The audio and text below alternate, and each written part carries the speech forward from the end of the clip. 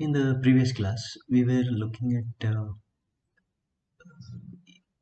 the conditions for stability.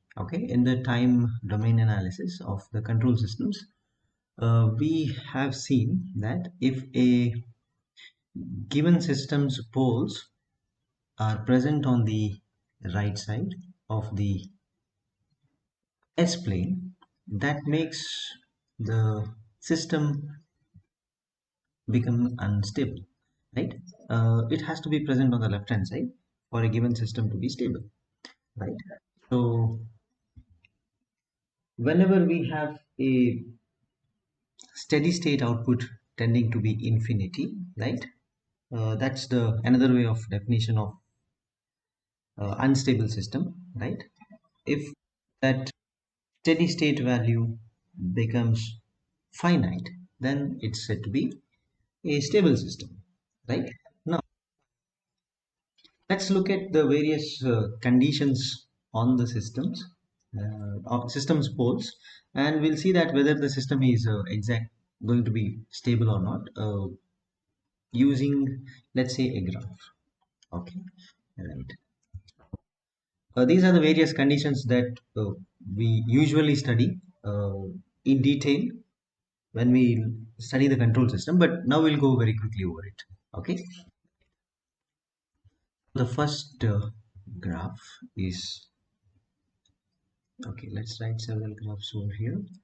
So this is the first one.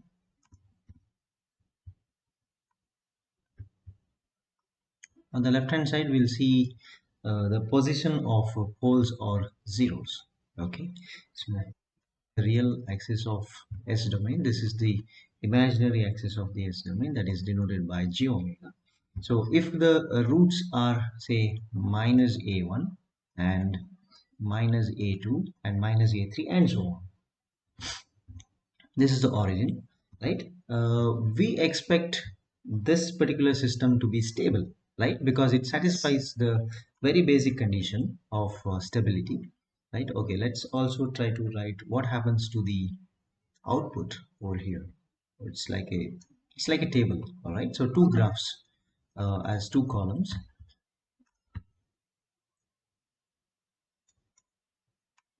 So this is the time versus output. So far we followed C of t for output, right? So for, if the poles are located like this, then we will see that the output will be like just like this. Okay, so this is a stable system, right? So I'll just write on the right side. This means the system is stable. At as the time goes to infinity, you can see that it tends to be a finite value. Okay, then we go for the second type of system where the let's say the roots are complex conjugates. One pole is here, another pole is here, so this is the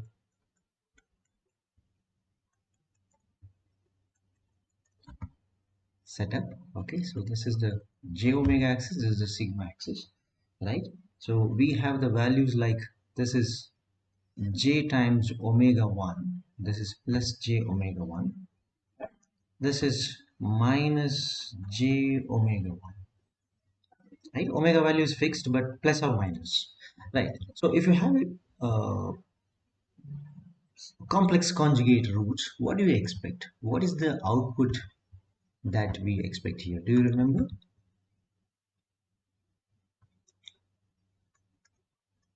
If this case, what should be the C of t?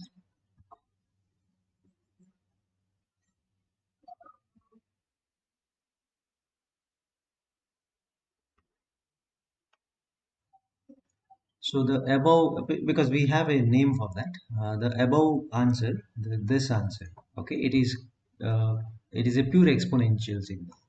Okay, so I'll just write this is exponential.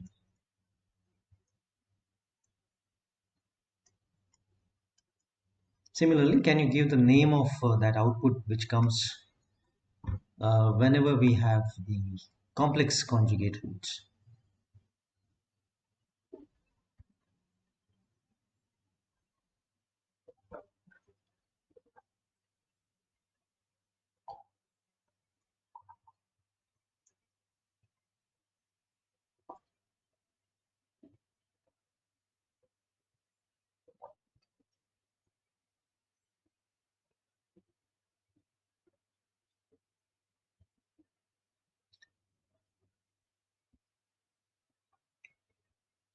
So I think we studied similar concepts even in mathematics when we solve differential equations.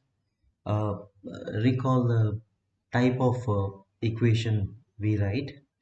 That is there will be two parts: complementary solution and a particular solution.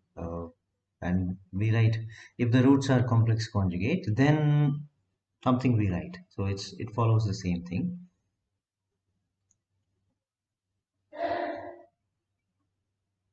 If it is complex conjugate,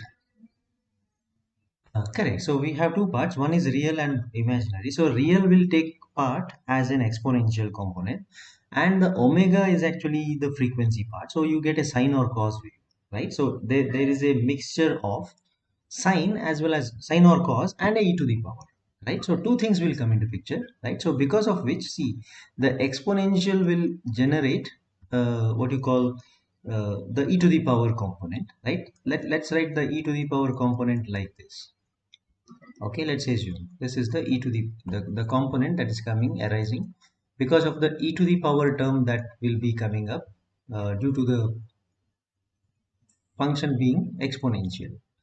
That's the real part, e to the power. So maybe there is this value, whatever value we have here, could be a minus sigma 1. Okay, minus sigma 1 plus or minus j omega 1 is the result. So e to the minus sigma 1 will be like this, and the j omega, the omega 1 will generate a sine or cos wave, right? So we can represent that like this. So you see this, is it stable? Is this system stable? No, changing is fine. You just you remember what was the condition of stability in the previous class we discussed, or at infinity, as the time goes to infinity, right? Finite. So you see that it is decreasing. It will never go out of this bound now, correct? So it will tend to be finite as the, yes. So this is stable. So you see that it's still on the left hand side, so it has to be stable. All right. The second, this is the input. Sorry, this is the condition. The C of t is the output. Okay, so two conditions are over. We go for the third condition, right? The third condition is the one which we discussed earlier. Okay, so that is this case.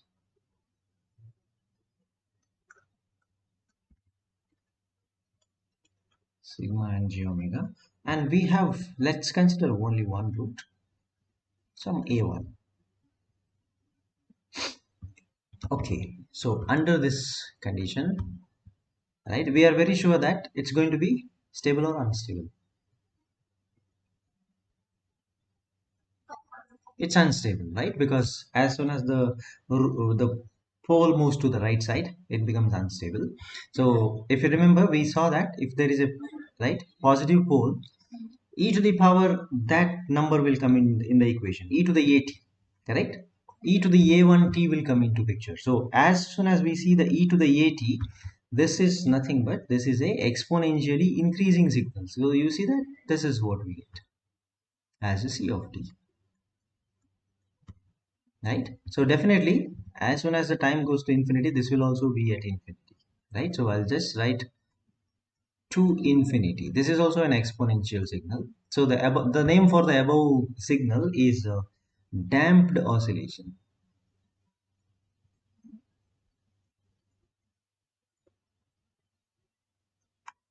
When we have a damped oscillation, it's tending to be finite. Okay, all right. So this is unstable. It is exponential towards infinity. This is also exponential. The above say the first signal was also exponential, but that exponential is not going to make this system unstable. Okay, but this one is going to make it unstable. Now let's move to the next case. So that is here we are going to consider a system where we are going to have the complex roots but on the right side. Again, name suggests as per the condition this would be unstable, right? So this is the j omega axis. Now you see we have two poles on the right side. So this is some sigma 1. This is j omega 1. This is minus j omega. Okay, under this condition, just try to analyze the situation and tell me what should be the signal that we are going to write.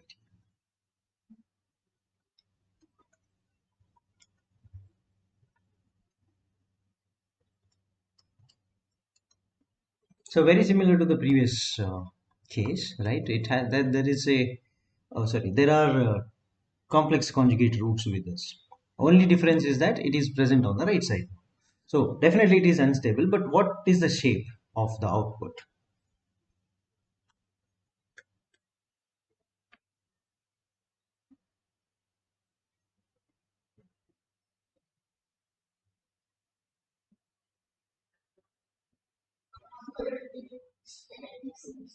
Hmm.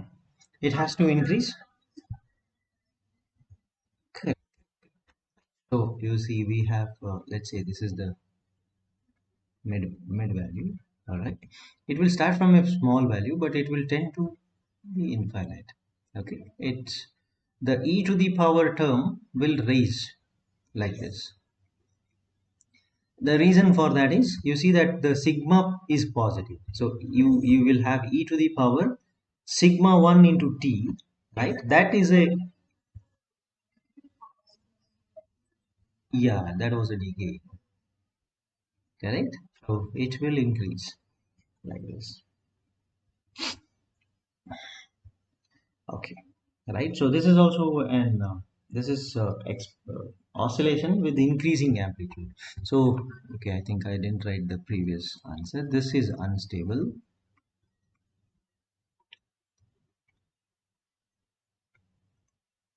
So this is also unstable.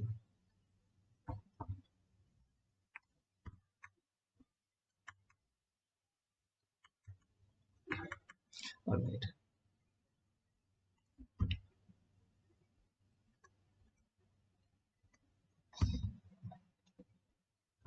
All right. The next condition that we should consider is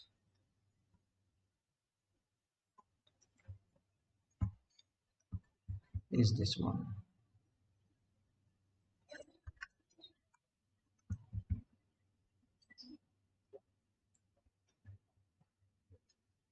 Okay. So the next condition is we are going to have two roots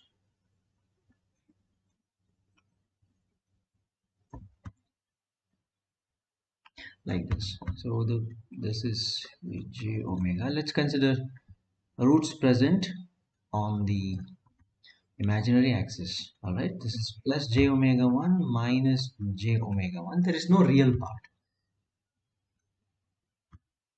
Okay, so now what do you expect?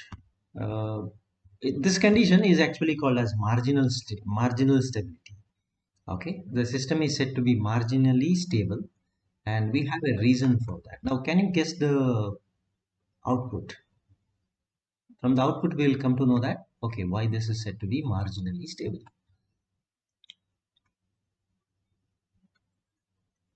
So analyze like a previous case. Only the sigma value is zero, right? Just like the previous case. If I have a sigma value zero, what happens to the previous output?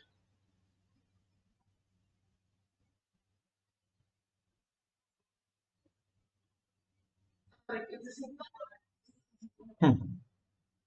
Then only it becomes the roots will lie on the y-axis, correct?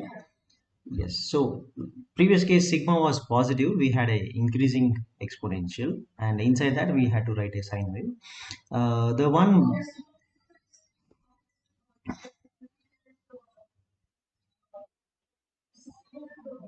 hmm, no, you consider in the damped or the previous case, any one of them you can consider. Okay, and you have to make the sigma zero. So the damped oscillations came into picture just because the sigma value was negative.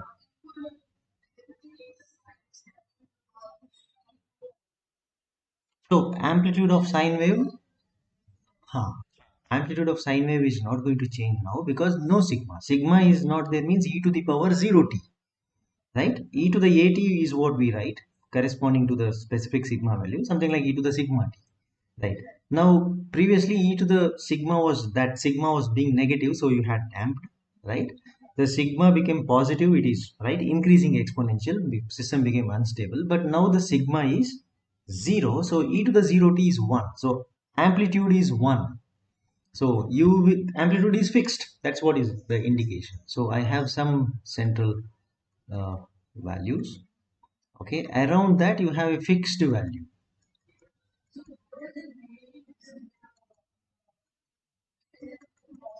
Correct. It's fixed, right? It's not going to go outside this bound. So we can say that this is how it's going to look like. It will oscillate with a constant frequency. That is frequency is denoted by omega. All right. So now you tell me whether this is a stable or unstable.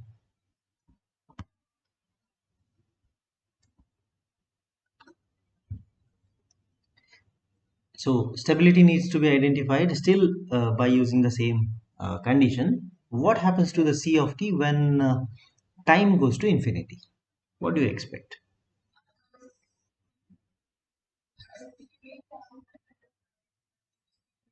It's a stable, but you see it's oscillating, right? It's not going to, it's not like the previous cases where you used to get a finite value at t is infinity, correct? So this, see this. Uh, Within the bound, it can have any value, right? Such system, we never encountered such system so far. This is the first time. So this is called as marginally stable.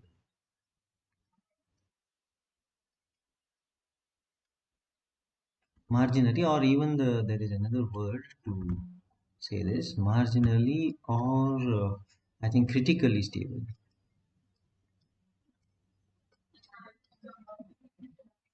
Yeah, correct.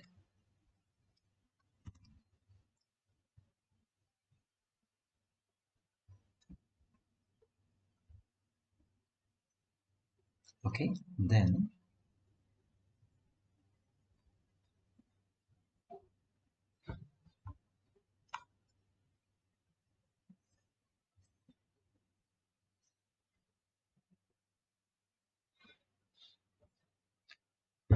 all right, let's go for next situation. G omega axis.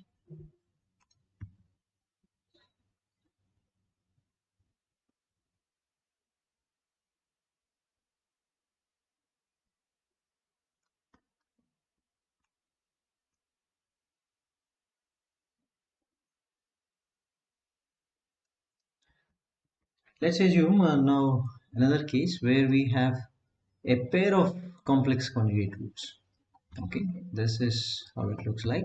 So we have j omega 1, j omega 2. This is minus j omega 1 minus j omega 2, right? I think I would reverse. So the omega 1 and omega 2's positions have to be changed. Okay, this because omega 1 was written with a higher magnitude. So this is minus j omega 2 minus j omega 1. All right, right. Now, uh, okay, now what should happen for the output?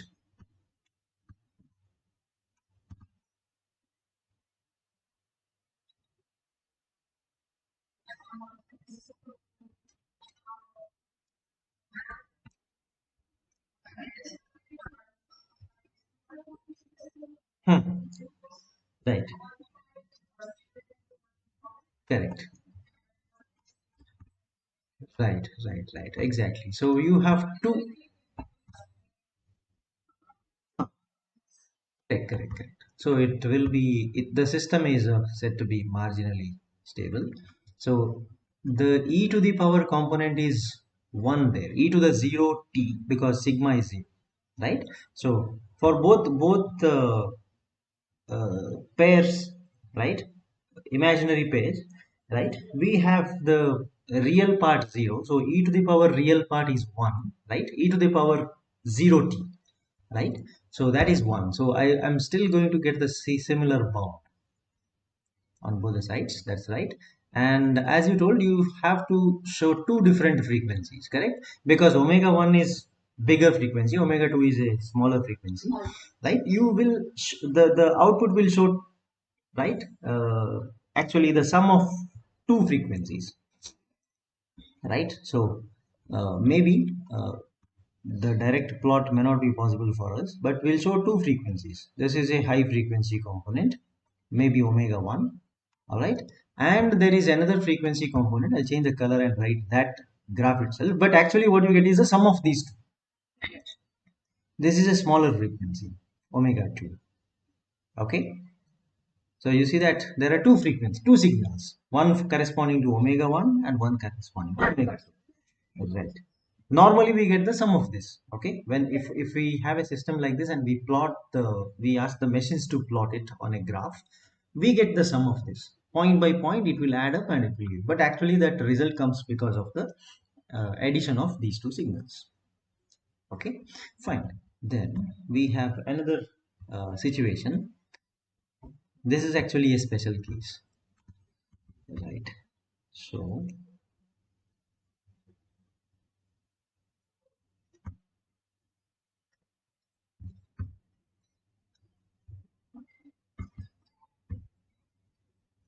this is j omega. Let's assume we have two poles at the given same point on the y-axis. Okay, so just to show that I am writing side by side, but just understand that they are present on the y-axis. Multiple roots. J omega 1, two roots, minus j omega 1 also two roots.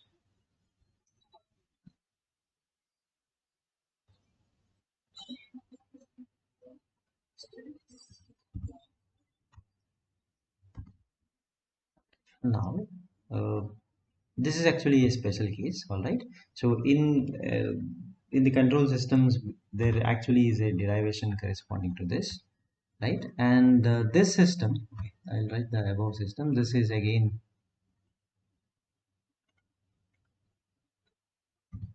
marginally stable,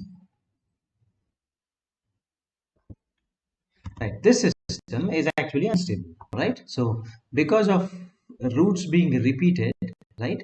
Because there will be two components. One is an increasing component and one is the component which is uh, because of this omega 1. There is a frequency component omega 1, right? Okay. But if it is if the roots are repeated, right, then we have the term e to the power coming into picture once again. It's because of the properties of partial fraction. If you remember, repeated roots, right, corresponding to a different way of what you call solving the partial fractions. Whenever you try to convert from s to omega, sorry, s to t, right, s domain to t, inverse Laplace, you will see that there is a e to the power component coming into picture whenever you solve it for a repeated root.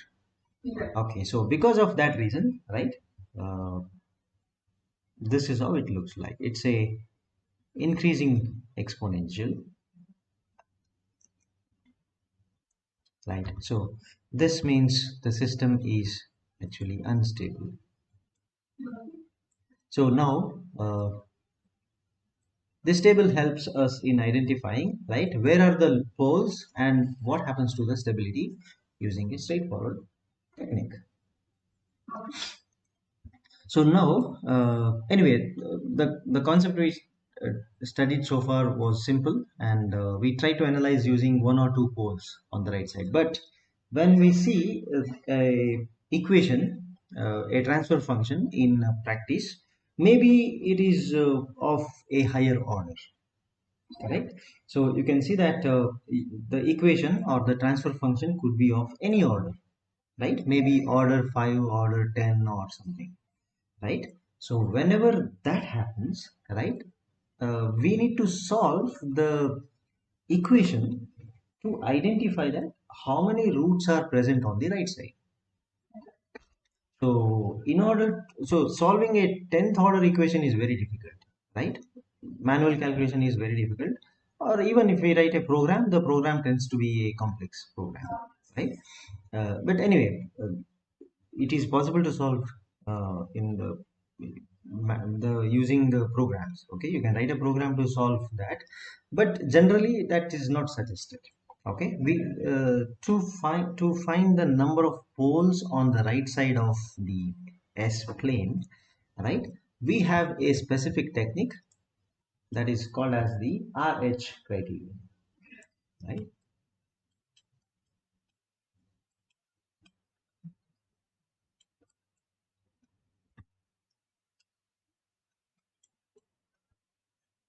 Right. This criterion suggests a technique to find the number of poles on the right hand side of the S plane for a given characteristic equation.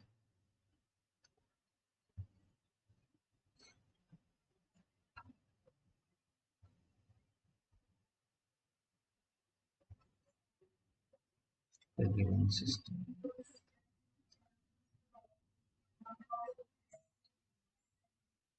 Yes, true, true, true, true.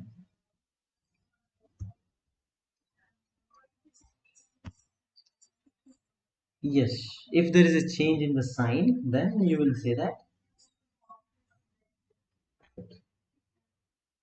If that is the case, then the system is going to be unstable, right? If there is a sign change, that sign change tells you how many poles are there on the right side. One sign change indicates one pole, two sign changes indicate there are two poles on the right side.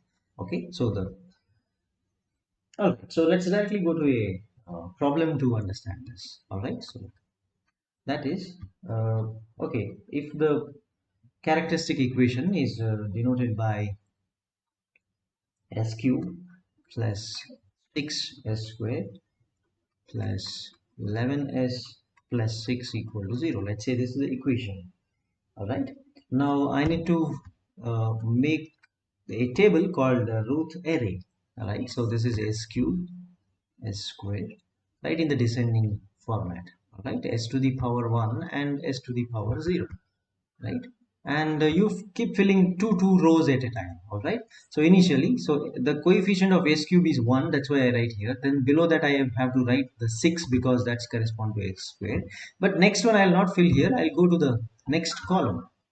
All right, so that means it has to be 11, and below that we'll write as 6.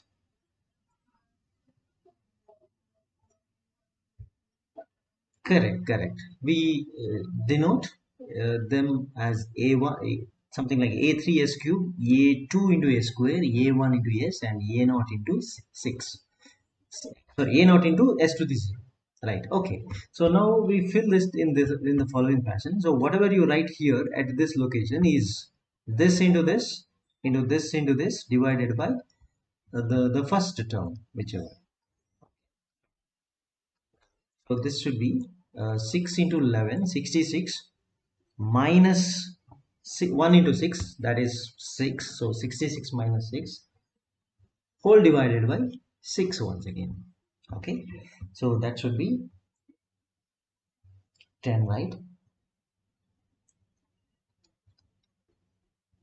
Okay, then in order to fill this location, I should do the same thing. This into this. Whenever there is nothing, you can take it as a 0. All right. So make this 0. So 6 into 0, 1 into 0, right? And the whole result becomes,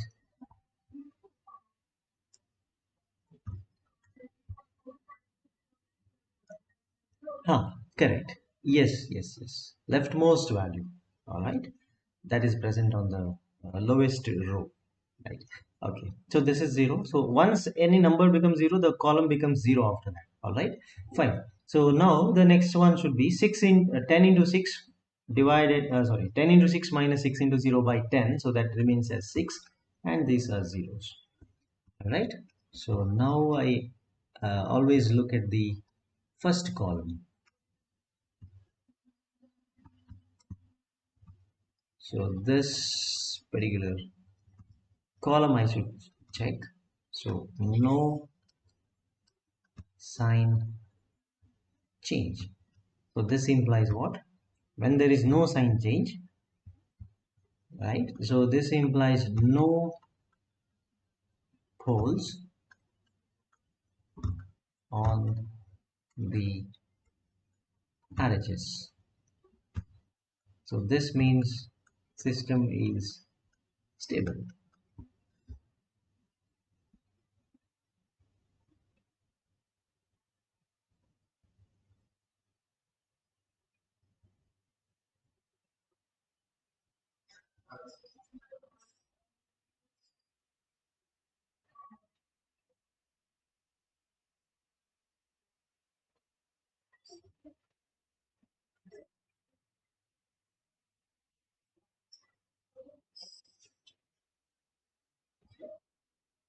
Okay, all right. Then let's go for next problem. So here, let's consider the following system.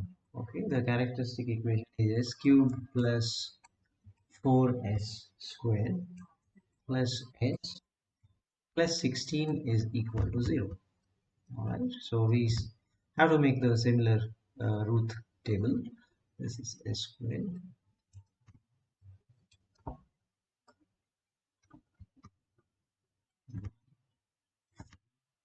1 16. Okay, now uh, find the other values.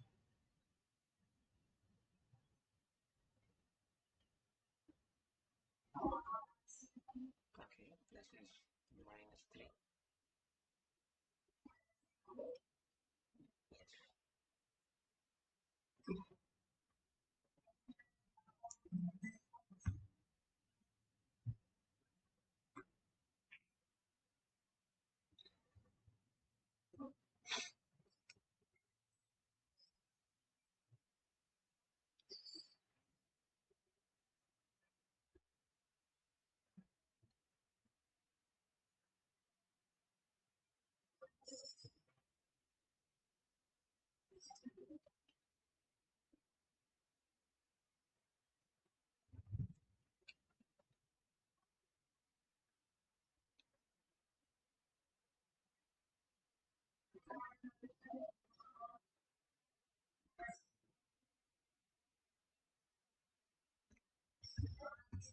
16, and this will be 0. Okay, now we will count the number of sign changes, right? So first number is positive, second is also positive in the first column, right? But when we come from right, the 4 and minus 3, there is one sign change. 3 to 16 is another sign change, correct? So there are two, right? The number of sign changes equal to 2. This implies two sign changes in the first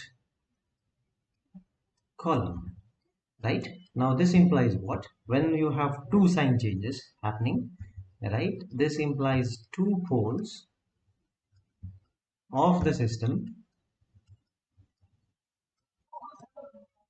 right? Correct, on the RHS of S plane. Right. So this means even if one pole is present on the right hand side, it is unstable. Right. So, so we understand one thing here that without solving the roots, okay, how whatever may be the complexity or whatever may be the order of the system, right? You see here, right? I don't have to find all the roots at all. Simply, right, solve for the root array, you will get the answer. Right. This is helpful whenever the system is of the order 6, 10, and so on. Right. Otherwise, normally, in order to find out whether a root is there on the right side or not, I have to find a root and then look at the sign. Correct? So s to the power 10 is in the denominator means I have to find all the 10 roots. Then only I'll come to know that how many of them are present on the right side. But now you see, it's not required. So it actually saves a lot of time, and this is method is very simple as well. Okay. Now let's look at the special cases under RH criteria. Okay, so the method remains same, right? Whenever we face some of the special cases, we have to apply some slightly modified methods. Okay, so the first problem under this case, this is a special case. Okay, this is s to the 5 plus say 2 into s to the 4 plus 3 s cube 6s square plus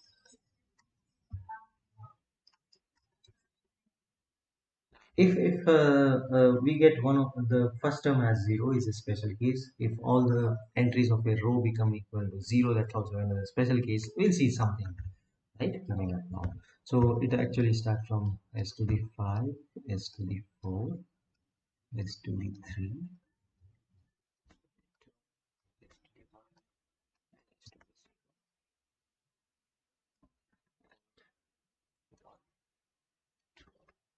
This is 3, 6, 2, 1. Okay, fine. So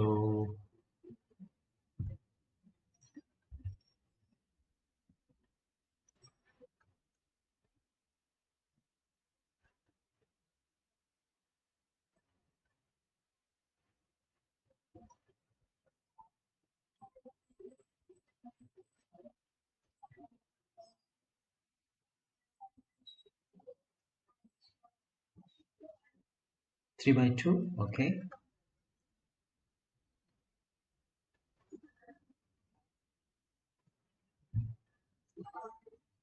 Okay. All right. Next.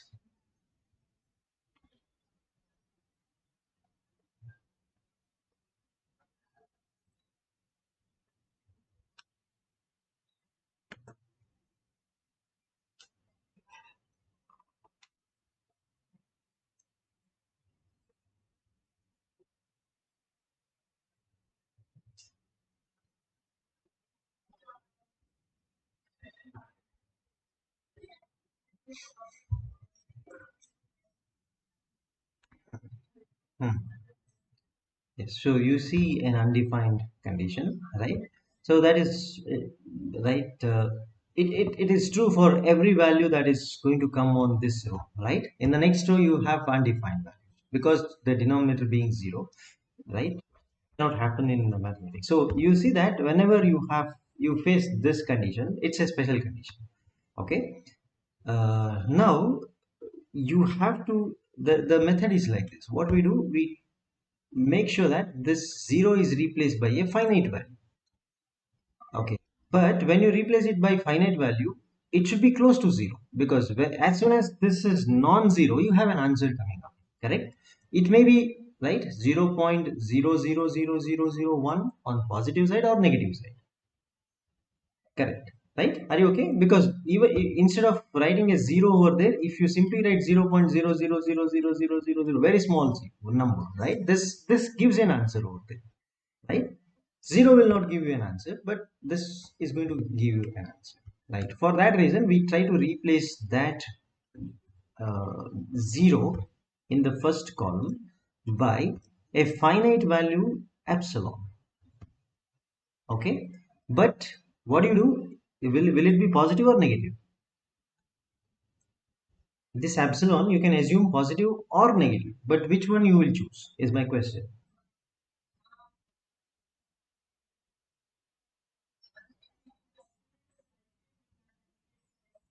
So that's not text, right? So we cannot make the system unstable like that, because we our intention is to identify whether it is stable or not, right? So what you have to do is you look at the above sign, right? You assume an epsilon in such a way that there is no sign change. If the first the sorry the uh, entries before this row on the same column are negative, you make sure that this epsilon is also negative. Okay, but now they are positive, should be same as the previous one. Okay, so in this problem the epsilon is, right, small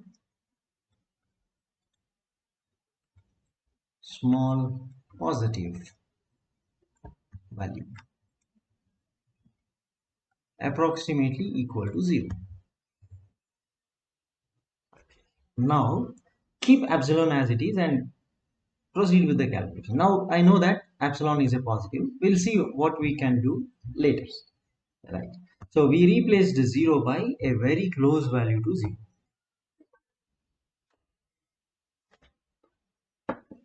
All right, so that means now instead of 0 I put epsilon. So what happens to your first term is 6 into epsilon minus 3 by epsilon.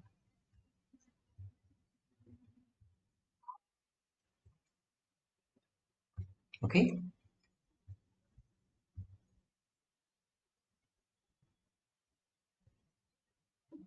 yeah.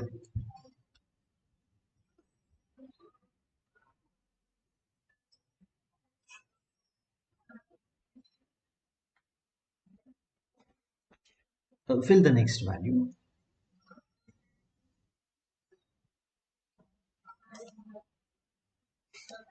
Hmm.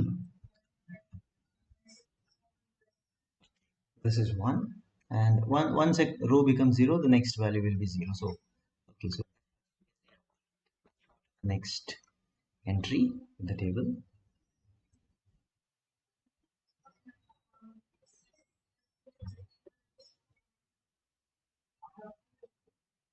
epsilon minus 3 by epsilon into 3 by 2 minus epsilon into 1, correct, whole divided by this term, 6 epsilon minus 3 by epsilon. Okay, this is the first element that's coming.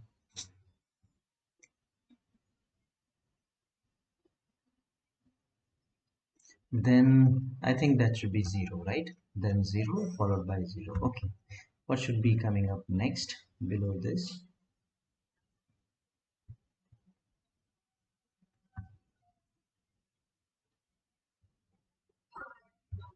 It's 1. So 1 0 0. Okay, now we need to trace out the number of sign changes. For that we can use the value assigned for epsilon, right? So epsilon is positive, right? Now we'll find out the sign changes using the following this thing. Consider, so this is positive positive, epsilon is also positive. Okay, right? So no sign change in the first three values. Okay, first three elements of this. I'll write a positive here. This is also positive. This is also positive. Now analyze. So 6 into a positive number which is very close to 0 minus 3 divided by a positive number. So is it positive or negative?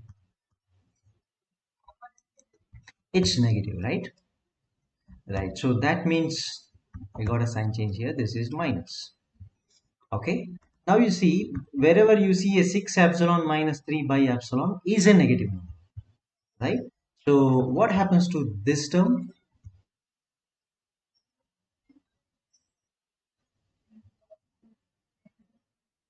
Divided by negative. It's a positive term. So this is plus and the last one is also plus. So you can see that one sign change here, one more sign change here, right? So two sign changes in the first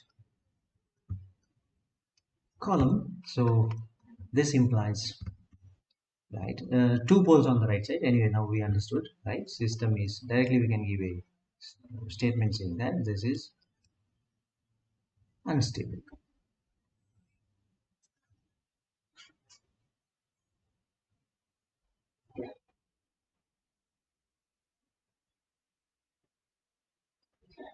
Okay, so there is another alternative technique to solve this.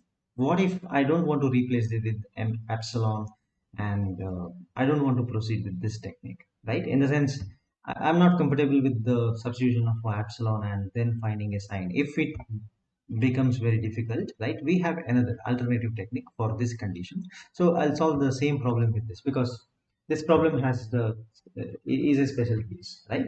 So we'll write that same thing. So this is, I think, the s to the 5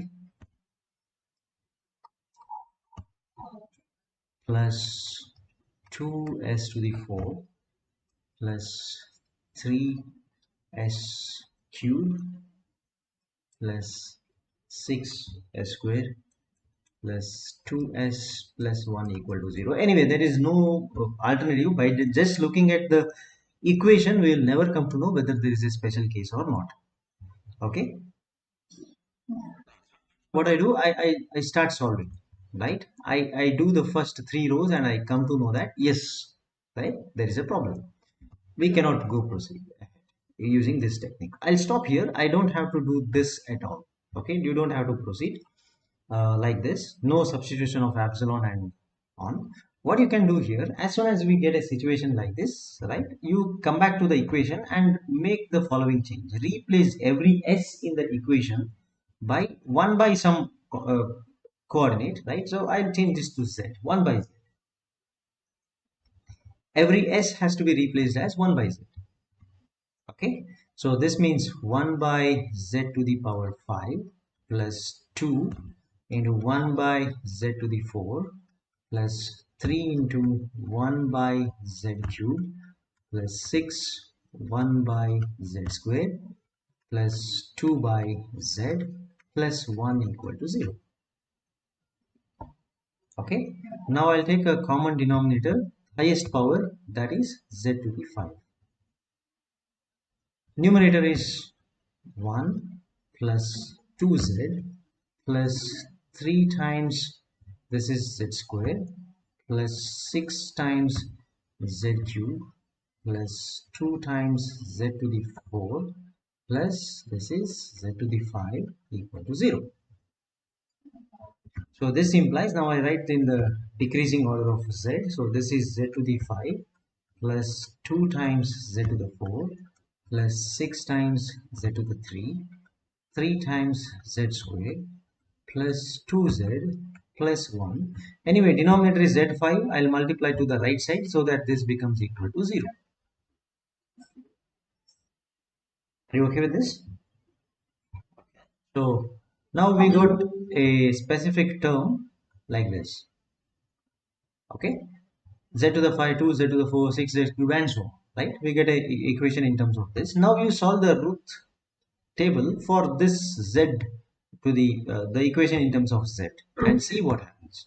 Okay, so let's do that. Z to the 5, z to the 4, z cube, z square, z to the 1, and z to the 0.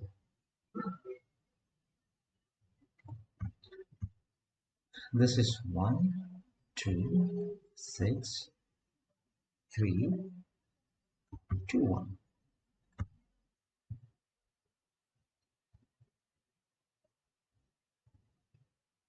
Okay, please calculate the remaining values.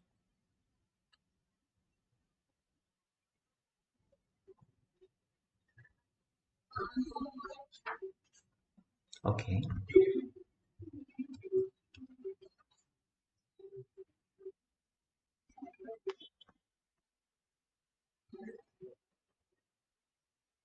this is 3 by 2 and 0. Okay, all right.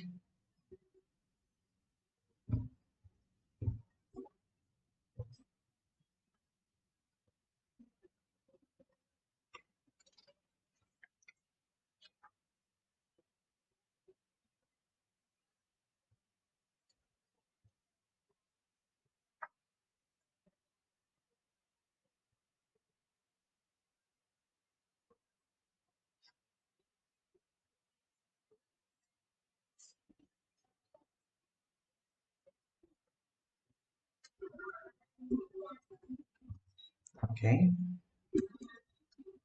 Okay.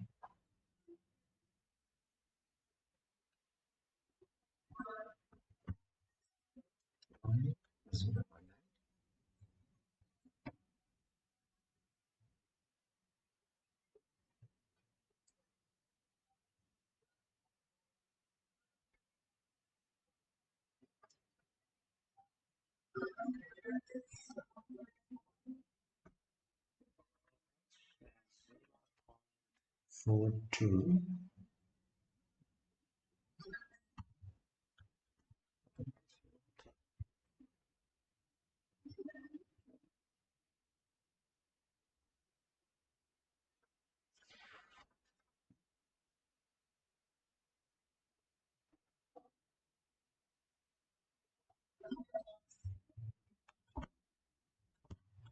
Right? We still can observe the same thing which we trained in the previous answer. There are two sign changes. Okay, plus to minus and minus to plus. Right? So it gives you the same answer. We can obtain the similar result by using this approach as well.